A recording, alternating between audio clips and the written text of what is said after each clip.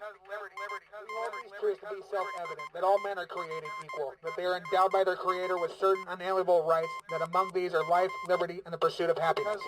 That to secure these rights, governments are instituted among men, deriving their just powers from the consent of the governed.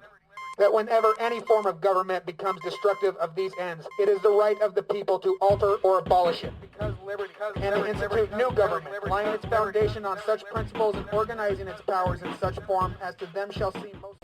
And this is Because Liberty with Curtis Hart. And Chris Mornstead. And we have Jeremy Gray, the Wizard, in the studio with us. The Wizard. The Wizard. I love saying that. We do. The Wizard. Show the people why you have Wizard tattooed on your arm. Yeah.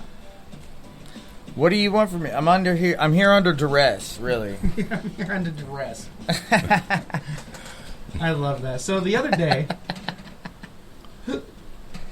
Jeremy went ahead and posted up on my Facebook wall that he had watched a interview with Joe Rogan. Yeah. Interviewing Gary Johnson. The more than likely, all 3 long damn hours of it. Oh, you watched the 3-hour interview. I didn't realize that. Wow, dude. And for those that don't know, I don't know why you would not know this if you were listening to this podcast, but Gary Johnson is the most likely candidate for the Libertarian Party. Austin Peterson didn't make it, huh? Well, we haven't had our convention yet. It's going on this weekend, but Gary Johnson is leading in all the polls, by 70. Right. He's getting 70% every time. He has more political clout. He does have a lot more political clout. He was governor of Arizona. We need governors. Actual executive experience. Correct. I believe 2 terms. And his VP choice was the former governor of Massachusetts. So, I mean, between the two of them, they definitely have the most executive experience out of any of the other candidates that are being put forth by by the party of authoritarianism. So, how did you come across this? It's very simple. This decision. It's very simple. There's no other choice, right? Because Sanders ain't on the ballot. Yes, and you are a Bernie Sanders supporter. Yes. So you were, and the guy is 1% away from Bernie Sanders, literally. Yeah.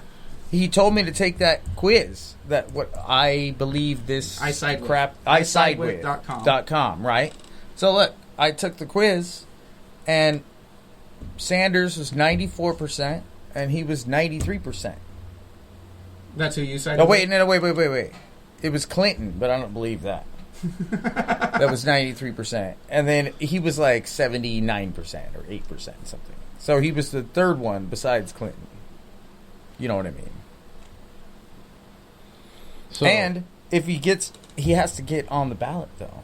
So he watched this interview, and he'll be on the ballot in all 50 states. And so now you're going to vote for Gary Johnson? There's no other choice. I can't vote Trump, can't vote Clinton. Why can't you vote Clinton? Okay, why not? What is this, Dynasties and Demagogues, the role-playing game?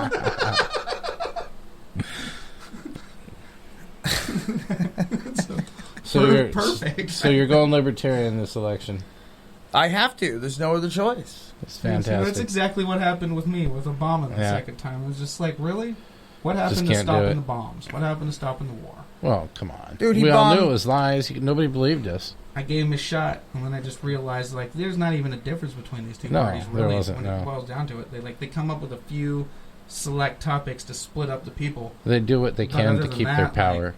They're all a bunch of states in harmony. Neocons and authoritarians. So, not only did you have awakenings there on which party to vote for this thing, but I also may have heard that you have flipped on the gun issue as well. Oh, yeah. So you were against guns, right?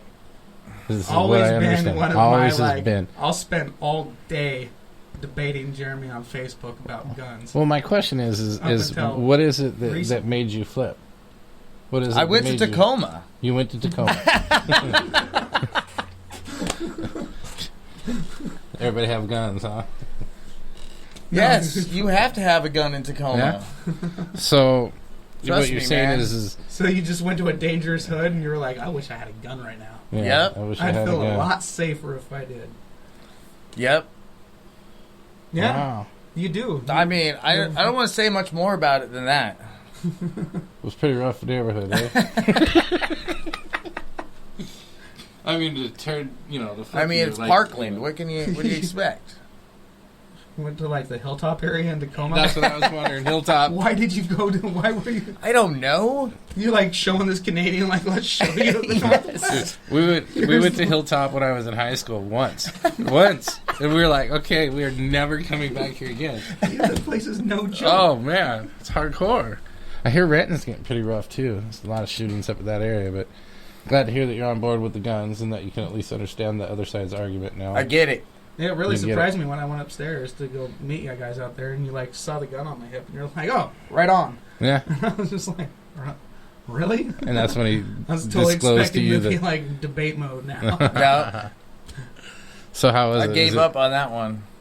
Did that just? Are you totally just shocked? I mean, are you going to be the same after this now? Because I would have never guessed that he would have liked guns either. I mean, it happens once you decide to go libertarian. You'll end up sharing Koch brother posts here pretty quick. Guarantee it. Give you a year. You're gonna be sharing. Koch brothers aren't actually that bad. They donate a lot of money. No, I know. David that's, H. Koch. Remember we were PBS, talking about Trump? Yeah, I watched Nova. Nova.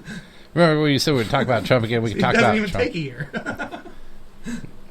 Trump paid zero in Reason. taxes. You want to check this part out about the coal thing we were talking about in our last segment. The person that was the Bernie Sanders person that we interviewed, who was at the caucus over there back east, my friend that's going to school to be a lawyer, and he's already got a PhD in like nanotechnology. Straight up told me that if Longview gets a coal terminal, it'll result in war and floods.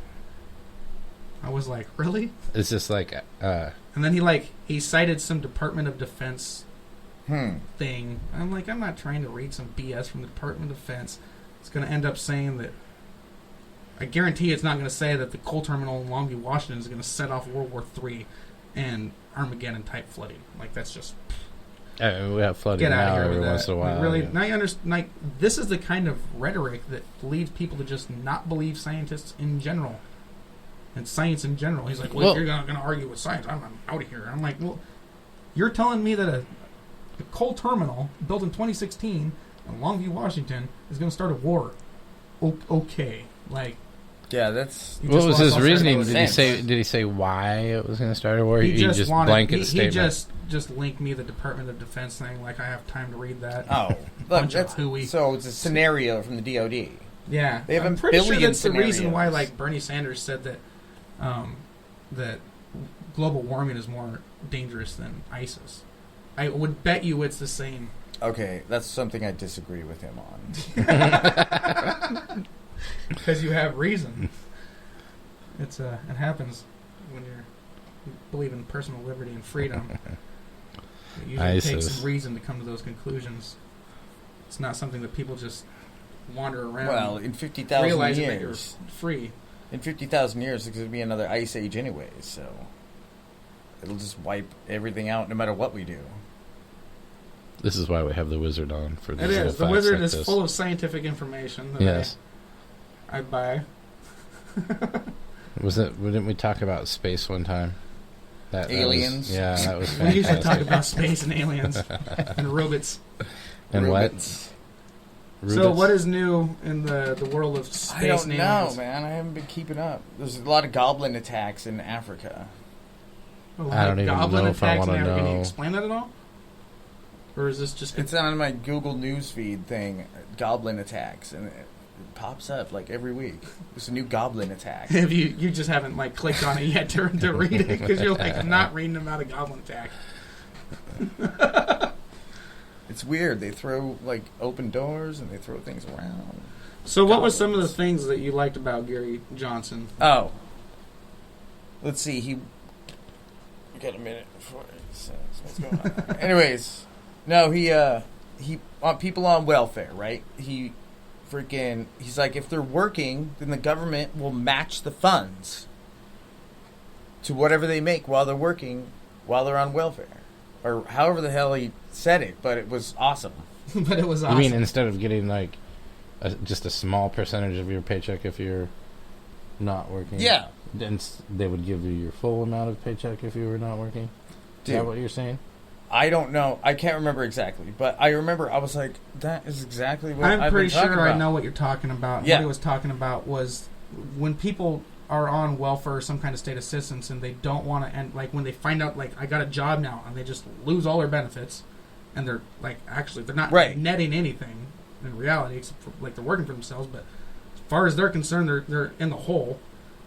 I think he's talking about matching that to a certain point of time. Yeah. I can't remember how many years it was, but it was making it so that you're not just in the hole. And that was one our thing, but outro music. there was a lot. I mean, it was a 3-hour interview. It was a 3-hour interview, and by the end I'll of have it, to watch it again. we You're have gonna watch it twice. another leftist Democrat guy, like where my roots were, coming over to the Libertarian Party, figuring out that personal liberty and freedom is the best way to go. Yeah. And you should always vote for your conscience. And